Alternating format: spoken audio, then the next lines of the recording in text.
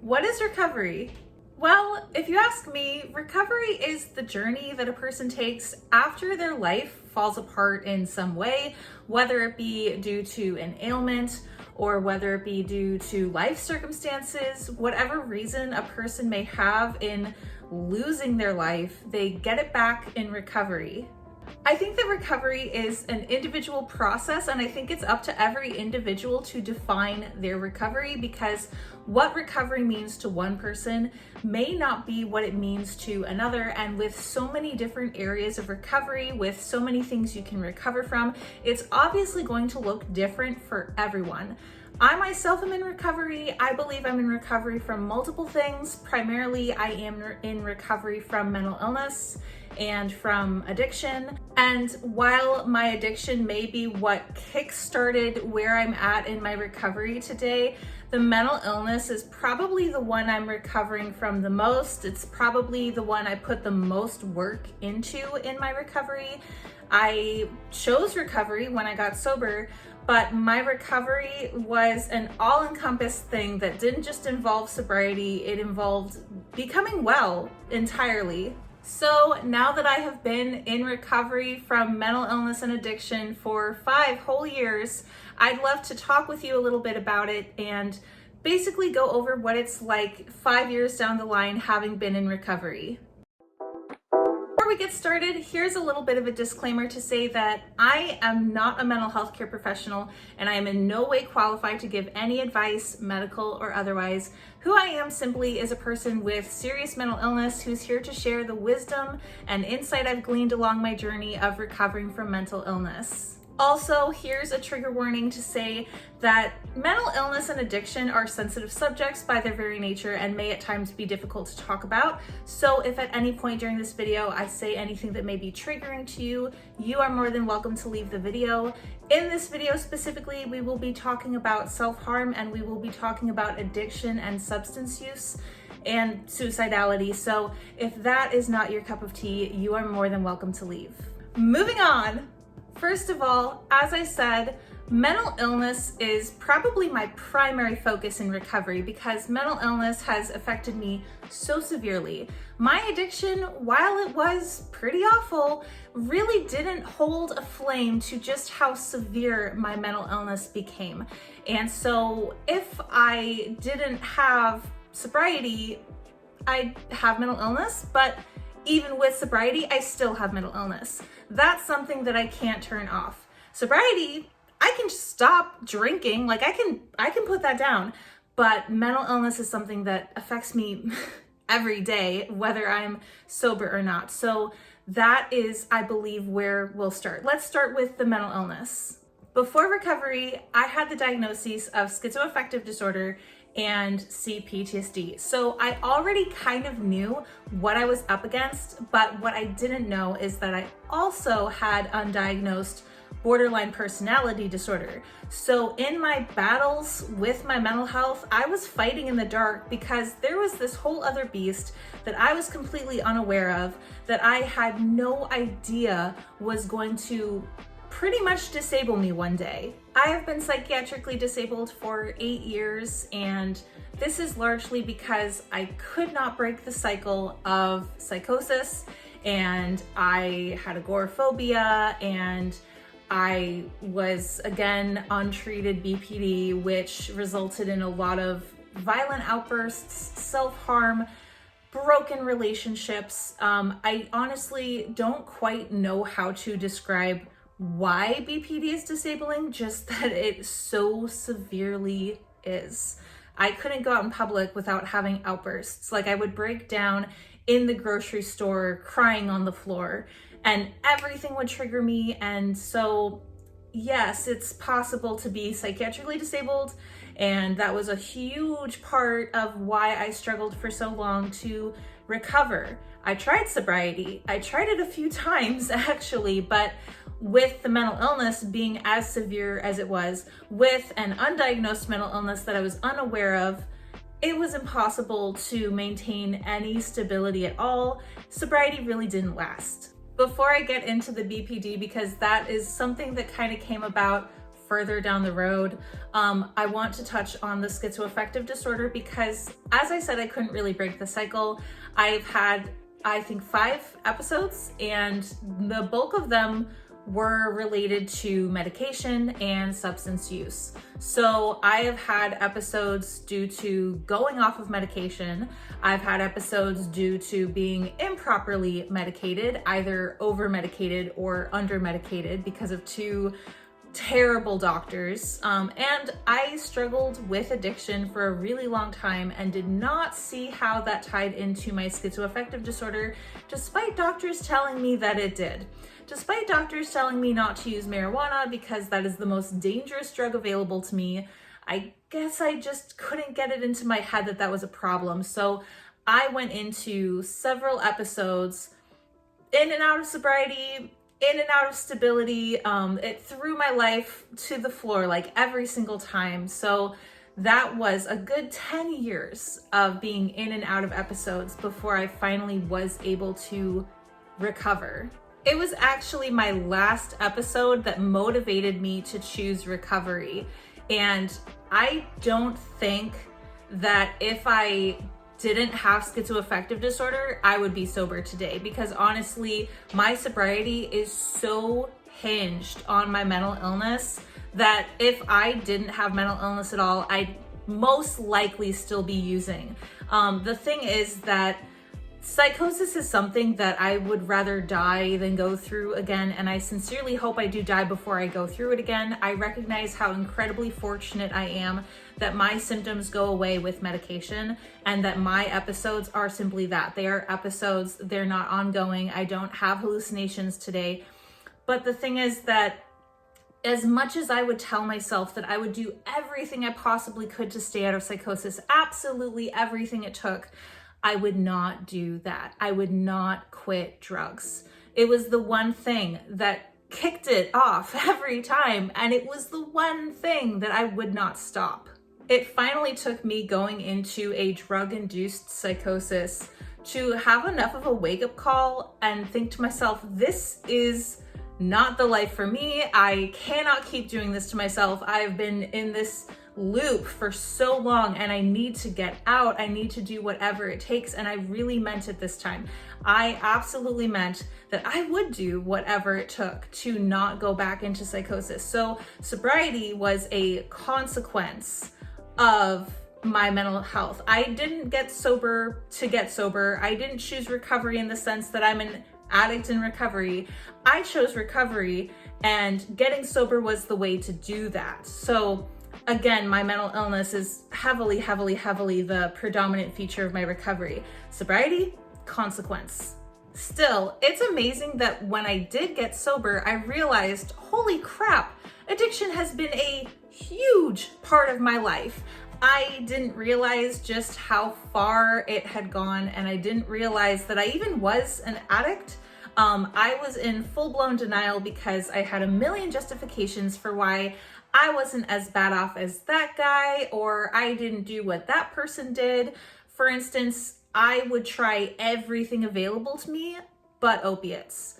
Opiates are the one drug that I would not try. And the reason for that is because I was afraid.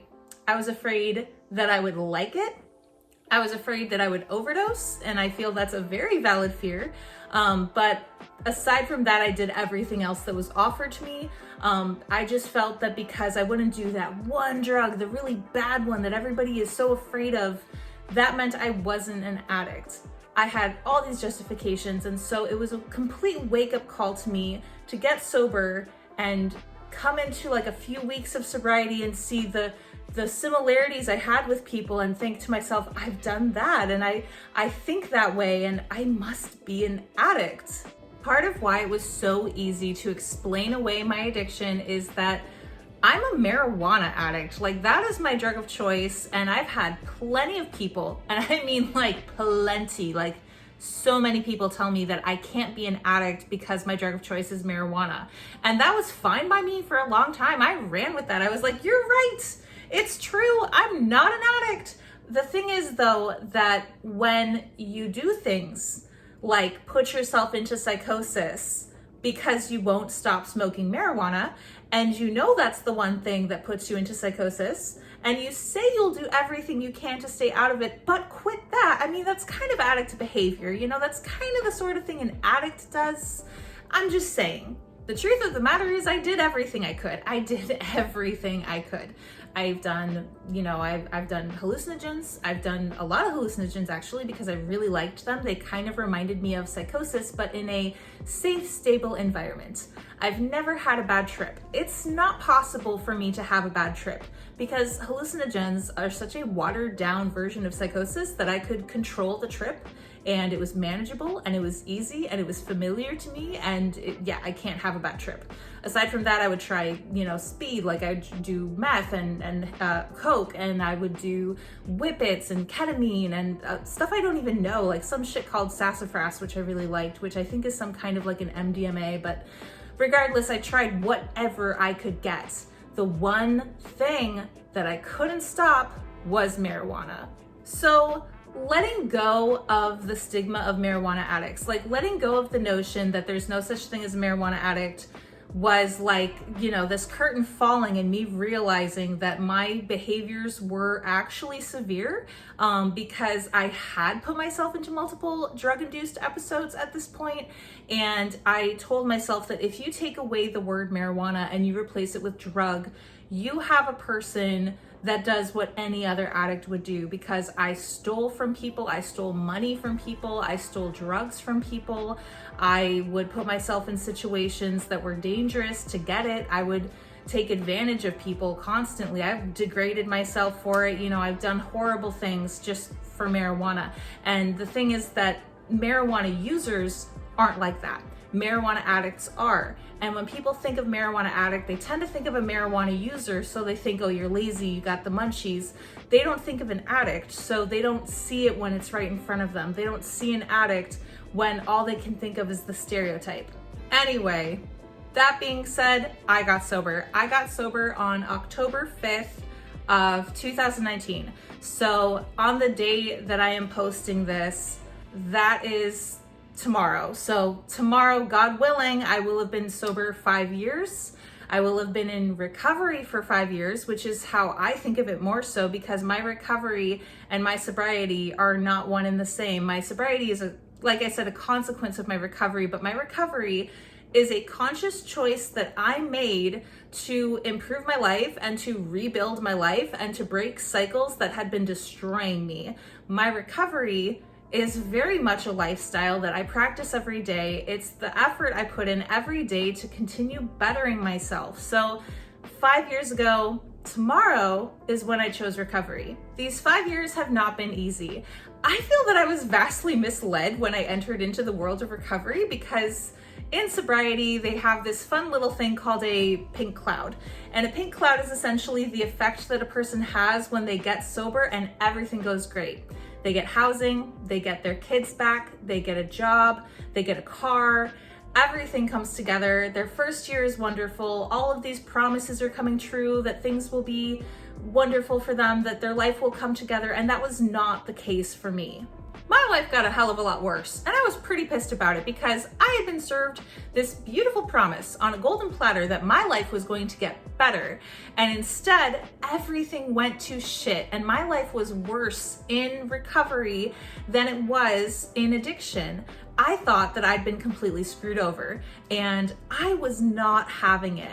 For one thing, as I said, the catalyst for getting sober was a psychotic episode. So even though I chose recovery and I did get sober, and my sobriety date is October 5th, 2019, it didn't stop the psychosis. I did not recover from the psychosis for a good amount of my first year sober. I had three hospitalizations in my first year sober, 2 of which were for the psychosis, and the other will get to that point. But it was not a good time, and I don't feel that anyone who's going to like AA meetings in psychosis is likely getting very much out of it.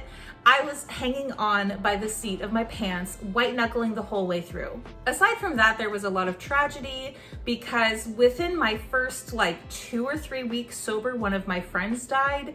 And that was really difficult to deal with because I feel that dealing with grief in recovery is very difficult at any point, but especially in your first 30 days, oh boy, I was not ready for that. I could not handle that. And it was very difficult to get through that loss. And then lo and behold, it was not the only one because my grandpa died when I was at 5 months in recovery.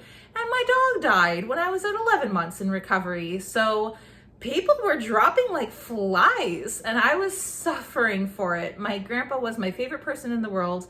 We had a very special bond. My grandma has even told me that like even before her, I was his favorite person. Like we were so tight. So that loss was massive. There was also a pandemic. There was a pandemic thrown in there, which was kind of tricky because all of a sudden I couldn't go to my usual meetings in person and I had to go on Zoom, and I was just trying to get by like everyone else, dealing with the consequences of a COVID-19 flu virus shit going on. It was a lot. It was a very depressing time for me, and I actually did become suicidal, which was, God, like it had been dormant for so long. I had been suicidal much younger when I was a teenager, and I had an attempt when I was 17, which kind of knocked that out of my system because after my attempt, I didn't want to live, but I also didn't want to die. So to come back into that state of mind at a much later age, also with so much going on, being in psychosis and losing loved ones in a pandemic, I became suicidal and I struggled a lot, and I didn't really have a plan, but I did self-harm to cope. Like for one thing, I self-harmed for reality's sake. Like my psychosis was mild enough that I didn't have the anosognosia symptom that makes you lose awareness of your mental state. So I knew I was hallucinating, which is very scary actually when you know it's happening and you can't stop it. And I would self-harm as a way of grounding myself in reality, to connect myself to something real and to feel something physically real. So it was a disturbing time.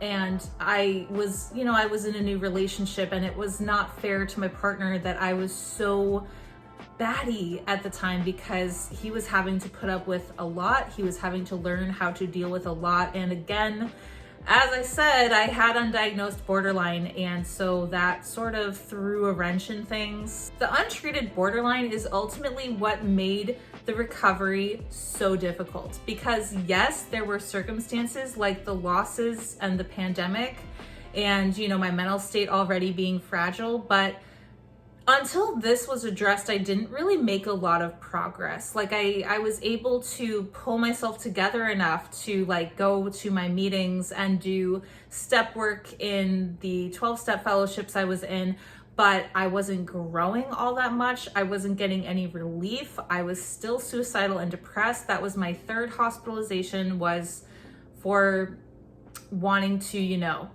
go through with it.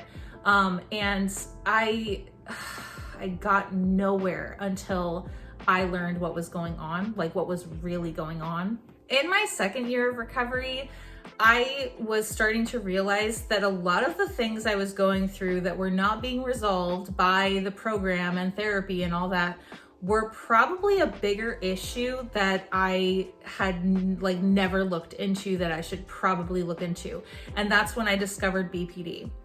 My fiance has BPD himself, and so I had learned as much as I could about it in a way of like trying to accommodate him and help him through it, and he did recover immensely. He's doing really, really well today. And in watching him recover, I realized that I could identify with so much of what he'd been through. And the things I saw in him, I saw in myself, and I thought to myself, I think this might be what's going on. I think maybe I have a personality disorder. So I went to my therapist and we talked about it, and I ultimately got diagnosed, and it was monumental. If I hadn't been diagnosed with BPD, I don't know if I'd be sober, and I don't know if I'd be in psychosis, and I certainly wouldn't be stable. So my recovery really didn't even start until the second year, when I actually was diagnosed, learned what was going on, and did something about it. I did so much work for myself, and I mean like for myself, because I didn't have really any help going through with this. I ultimately fired my therapist, and that's a whole story in itself, but without her, I had to teach myself all the skills to get out of my BPD episodes and how to get through each day without raging out, because I was having BPD episodes every day, multiple times a day, and it was completely consuming me. It had taken over my life, and I couldn't get very much of anything done. So I learned DBT. I watched YouTube videos about it. I got the workbook. I worked through the workbook. I realized that when you're in a calm state of mind doing a workbook, it's easy to apply the skills, but when you're freaking out and you actually need it, kind of hard. So I took it a step further, and I made cards with all the different distress tolerance techniques on it, like flashcards. I made a bag that I call my therapy bag, which had like rocks and snacks and coloring books and like aromatherapy type essential oils. It had, you know, my anxiety meds. It had every kind of emergency tool I would need to soothe myself if I were in an episode. I learned how to identify when I was going into an episode, which is very hard to do because they're so instantaneous. But I learned to identify my heart rate and to recognize when I needed to cope. So I actually was able to slowly, bit by bit, work myself towards being able to like use these cards when I needed them, and like hug a stuffed animal, scream into a pillow, like drink some fucking tea. I did the work, and it worked. I stopped having episodes. I went from having episodes every day to maybe once a day to once every 3 days, once a week, once every 3 weeks. And honestly, I've had like one episode in the last 6 months. It worked. I know my channel is normally about schizoaffective disorder, but you have to understand that the other mental illnesses I have are just as bad, actually. And so yeah, schizoaffective is disabling. It's absolutely disabling, and it destroyed my life, but I'm still dealing with active mental illness. I'm not psychotic. I haven't been psychotic since my first year sober. I've been out of psychosis for about 4 years, but I'm still fucking disabled, man. Like, I've still got shit going on. So the BPD is like significant, and my psychiatrist actually asks me why I don't talk about it more online, given that it's so pervasive and so prevalent in my life, and how much more it affects me than the schizoaffective. When I'm on meds, like I said, I'm asymptomatic and it goes away, and I'm okay. I'm okay. I'm in remission. But the BPD is something I deal with every day. Well, now it's a lot better, actually. My life is a lot better. It took a long time to get to the point that the BPD was under control, or at least like much smaller in severity. And I, as I said, have been out of psychosis for 4 years now. So recovery seems to be working. It seems to have done a lot for me, and I'm very grateful for the life I have today. And I worked damn hard for it. Let me tell you, I worked my ass off because I dedicated myself to it. I have dedicated my life to my recovery. That was a conscious decision that I made. I distinctly remember the moment I made it, crying on the floor, hugging myself, trying to love myself, telling myself that I would do whatever it takes. I would do whatever it takes to never be in this place again. And I meant it, and I stood by it, and I'm here today making YouTube videos, relatively stable, having a dandy time in life, feeling actually happy and loving myself for the first time as a result of my recovery. I believe that recovery is a lifestyle, and it's something that you apply every day. I put work into my recovery every day in some fashion, usually in multiple areas. For instance, I'm in 12-step fellowships, so I go to meetings every day. 5 years sober, and I still go to meetings every single day. I went to one today, I chaired one yesterday, went to one the day before, and on and on and on. So that is one thing I do. Aside from that, I work with others. I have a sponsor that I work with. I also sponsor 5 people. So I am constantly doing work outside of those meetings, like writing shit down and talking through things and helping other people and being helped by another person.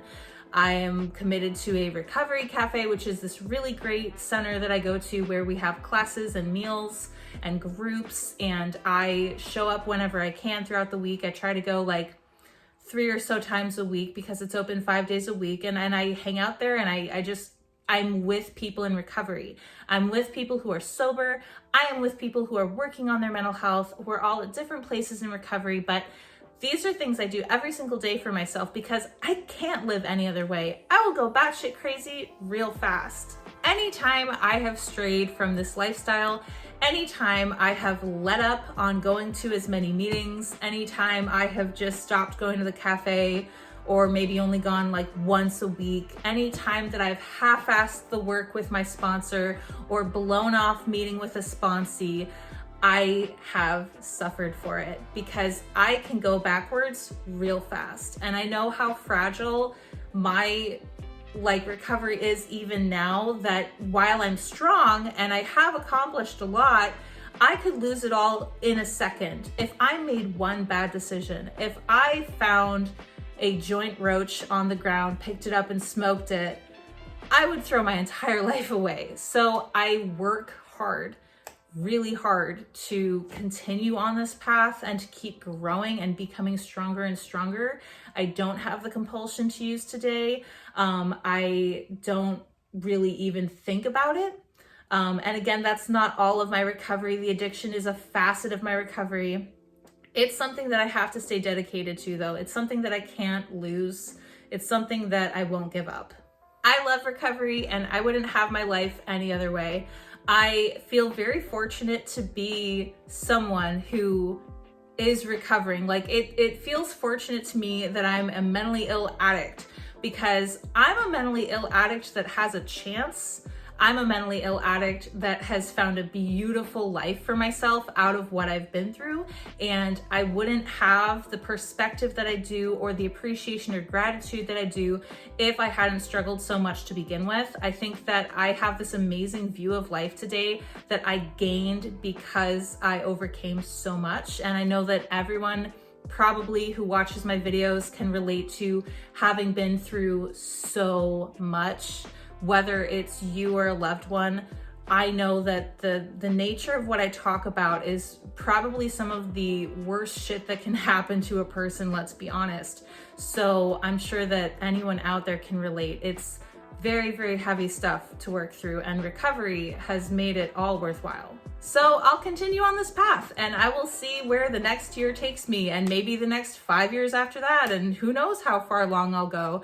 I hope that I stay in recovery the rest of my life, because this is the best life for me. This is the best life imaginable that I can think of, and I love my life. I love my life. I never loved my life before. I never even loved me before. But as a reward of the work I've put in, I love myself today. I'm happy today. And I never ever used to be like that.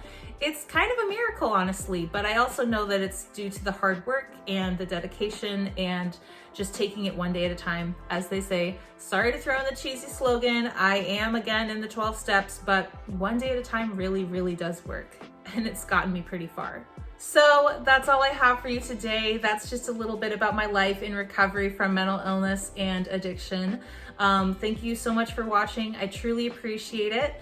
If anyone wants to throw out a topic for a future video, I love taking topics, so let me know in the comments, or just let me know what you thought of this video. Let me know what your journey has been like in recovery, if you're trying to get into recovery, or if you've been on this road for a while. I'd love to hear from you.